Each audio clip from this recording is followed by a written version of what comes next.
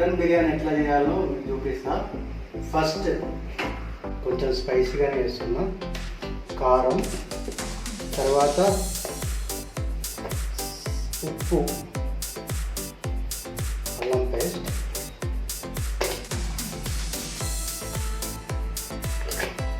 కొన్ని brown onions, ఇది పుదీనా, కొత్తిమీర కలిపి కొంచెం పసుపు వేసుకోవాలి.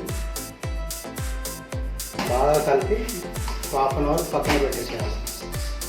తర్వాత ఒక నిమ్మకాయ వక్క గట్టిగా పెట్టుకోవాలి. పెరిగేసి బాగా కలిపి మళ్ళీ ఒక 15 మినిట్స్. ఇప్పుడు మ్యారినేట్ చేసిన మటన్ని మనం బిర్యానీ చేసే గిన్నెలో కొంచెం నూనె పోసి ఈ మటన్ అంతా ఈ గిన్నెలోకి తీసుకోవాలి. ఒక half an hour low flame, medium flame కానీ లో ఫ్లేమ్ కానీ పెట్టి 60% కుక్ చేసుకోవాలి. ఇప్పుడు ఇంకొక గిన్నెలో వాటర్ తీసుకోవాలండి. నేను 3 గ్లాస్ బాస్మతి రైస్ తీసుకుంటున్నా, ఆల్రెడీ నానబెట్టేసుకున్నా.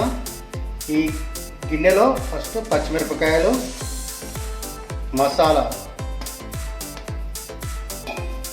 బిర్యానీ ఆకు, కొత్తిమీర,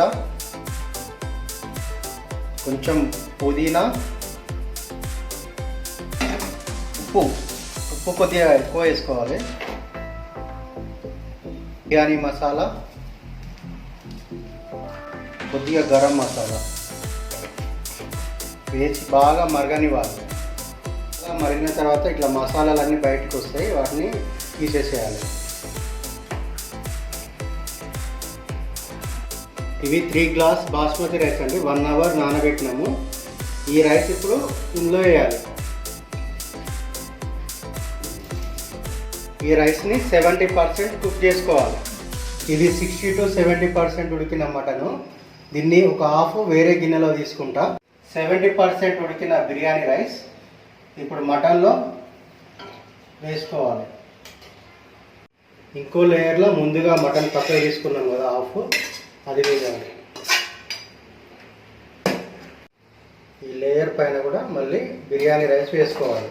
ఇప్పుడు రైస్ పైన ఇట్లా బ్రౌన్ ఆనియన్స్, పుదీనా, కొత్తిమీర, నెయ్యి, ఫుడ్ కలర్